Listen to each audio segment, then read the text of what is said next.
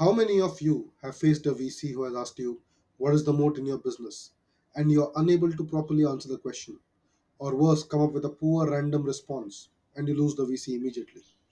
Essentially, what the VC is looking for is that micro monopoly which can help protect your business and help you grow quickly. Now, I know what some of you might be thinking. Monopoly, isn't that a bad thing? But stick with me here. We are not talking about unfair business practices or shutting out competitors in an unethical way. We are talking about creating something so unique and valuable that it dominates its space, whether that's a small niche or eventually an entire industry. Welcome everyone, I'm Harshetia. I have over a decade of sales and marketing experience working with companies like Johnson Johnson, Paytm, Bisleri. Currently, I'm the founder of GTM Ventures, where we help startups with fundraising and GTM. And today we are diving deep into a topic that is extremely important to most businesses, but they don't realize it yet. If you have any urgent challenge in your business, let me know in the comments below, and I will address that and hopefully solve that for you in a future video. In this video, we are going to be tackling a big topic: how to build a monopoly in your business. From tech giants like Apple and Google to newer players like Tesla, monopolistic strategies have been behind some of the most successful companies in history. So grab a notebook and let's dive deep into how you can apply these same principles to your business. So the first step to building a monopoly in your business is to start small. This is probably one of the most overlooked strategies, but it's so crucial. Most entrepreneurs think I need to go after a massive market right away if I want to be successful. But the truth is, you can't dominate a massive market right from the beginning. Instead, start by dominating a small, focused niche. Take Facebook as an example. When Mark Zuckerberg launched Facebook, it wasn't for the entire world. It was specifically for Harvard students. Once he nailed that niche, he expanded to other universities. He kept that for a few years before he opened it to the general public. This strategy allowed him to build momentum and establish dominance one step at a time. So the lesson here is start with a niche that you can realistically own. Focus on becoming the go-to player in that space. Once you dominate that market, it's much easier to scale. Think about this for your business and let me know in the comments below. And I will try to answer some of your concerns in the comments. What is the small underserved niche which you could target right now?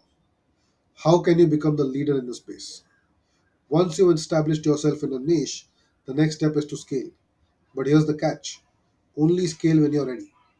I see so many businesses rushing into scale before they've really nailed down their core product or service. And when that happens, things start falling apart. Let's look at Amazon. Jeff Bezos didn't start out selling everything under the sun. He began with books, perfecting the e commerce model and logistics before gradually expanding into new categories. Today, Amazon is one of the biggest monopolies in the world, but it all started with a product category that they mastered. So think about it for your business as well. How you can focus on that small niche which can help you grow your business. So here's a small actionable tip for you. Before you think about scaling, ask yourself, have I truly perfected my current offering? Is my foundation strong enough to support growth? If the answer is yes, then scaling will feel natural. But if the answer is no, focus on refinement before expansion. Differentiate with unique value. That's the third point. Now, here's where things get really interesting. If you want to build a monopoly, you need to offer something unique that no one else can replicate. This is at the heart of building a monopoly. This is what we call a moat around your business. Something that makes it incredibly different for competitors to take a piece of your market. Think about Apple.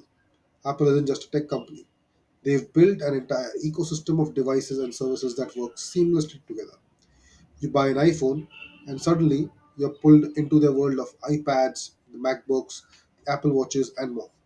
Everything is interconnected in a way that's hard to replicate. Another great example is Tesla. Sure, there are other electric cars, but Tesla isn't just about cars. It's about the proprietary technology, their batteries, their supercharger network, and their long term vision for sustainable energy. These are things that are tough for entrepreneurs and competitors to copy. So I'm going to give you a question which you need to think about for your business and let me know in the comments. If you have any question, would be happy to address that in the comments. What is the unique value which you can offer in your business that no one else can replicate? This becomes your moat. Think about it in deep and in detail because it's not a simple question. But getting this right is absolutely vital. The next point which we need to focus on hiring for creativity, not just skill. Alright, so let's talk about people for a minute. One of the key components to building a monopoly is the team you surround yourself with. And here's a little secret. The most successful companies aren't just filled with people who have great resumes. They are filled with creative thinkers, people who challenge the status quo and come up with ideas that move the business forward. Look at Google. They hire people who aren't just smart, they hire people who think differently, people who come up with creative solutions to complex problems. So here's an actionable tip for you. When you're hiring, don't just look at technical skills or experience. Focus on creativity and problem solving ability. Find people who can help you become innovative, who can adapt and think outside the box. This is what will help you build and maintain a monopoly. So here's a question for you. Are you truly hiring a people who are going to push your business forward with creative ideas? Or are you just filling positions with safe hires? Think about it carefully and think about it reflectively how you can implement this into your business. So let's move on to the next part. Use time to build barriers.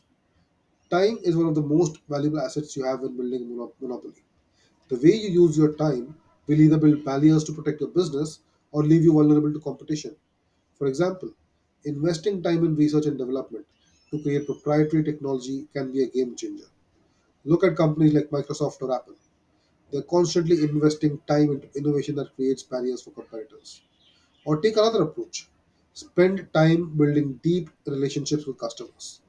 The stronger those relationships are, the harder it is for a competitor to come in and steal them away. Look at Apple. Apple is the best case example for it. The Apple loyalists would never leave Apple for any other brand.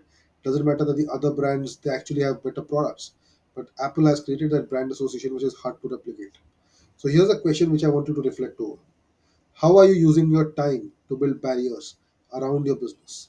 Are you investing in innovation or customer relationships? Think about it. So the next part we'll focus on is how to play the long game.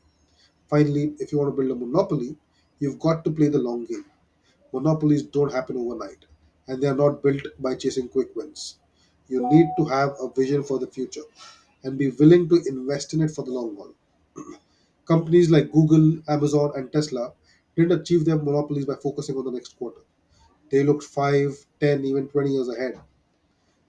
For example, Amazon is constantly reinvesting in logistics, cloud computing, and even artificial intelligence.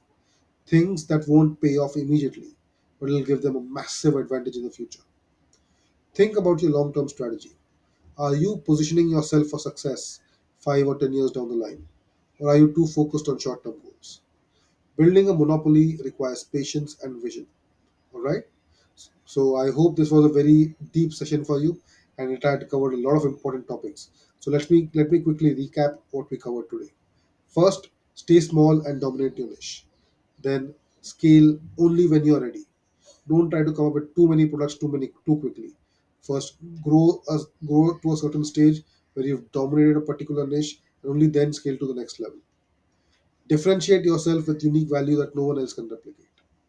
Hire creative people who will push your business forward. Use your time wisely to build barriers around your business.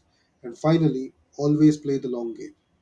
So if you enjoyed this video, hit the like button, subscribe for more insights on how to build a successful business. Drop a comment below. Let me know what strategies you're using to build your next monopoly. And if you need my help, I'll be happy to respond to your queries in the comments.